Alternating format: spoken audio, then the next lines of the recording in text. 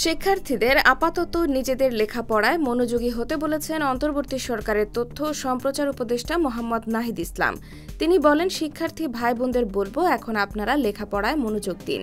যদি জাতির প্রয়োজন পড়ে আমরা আবারও রাস্তায় নামব, তার আগ পর্যন্ত সবাইকে লেখাপড়ায় মনোযোগী হতে হবে। শিক্ষার্থীদের উদ্দেশ্যে উপদেষ্টা বলেন, তাকে স্যার বলার দরকার নেই, তিনি সবার ভাই। গণ অভ্যুত্থানের মতো কাঁধে কাঁধ মিলিয়ে সবাই একসঙ্গে এগিয়ে যাবেন এবং ভুল হলে তাদের শুধরে দেওয়ার কথা বলেন এই উপদেষ্টা। শনিবার বিকেলে রাজধানীর তেজগাঁওয়ের সরকারি বিজ্ঞান কলেজের আয়োজিত 11তম জিএসসি ন্যাশনাল সায়েন্টিস্ট ম্যানিয়া এর সমাপনী অনুষ্ঠানে প্রধান অতিথির বক্তব্যে তিনি এসব কথা বলেন। উপদেষ্টা নাহিদ ইসলাম এ কলেজের সাবেক ছাত্র। নাহিদ ইসলাম আরও বলেন, জেএনজি পৃথিবীকে দেখিয়ে দিয়েছে তারা আন্দোলন সংগ্রামে রক্ত দিয়ে দেশকে স্বৈরাচার মুক্ত করতে পারে। তারা অলস নয়। জুলাই গণ অভ্যুত্থানের শহীদ ও আহতদের রাষ্ট্রীয় সম্মান দেওয়া হবে। পাশাপাশি শহীদের পরিবারকে পুনর্বাসন এবং আহতদের চিকিৎসার ব্যবস্থা করা হবে।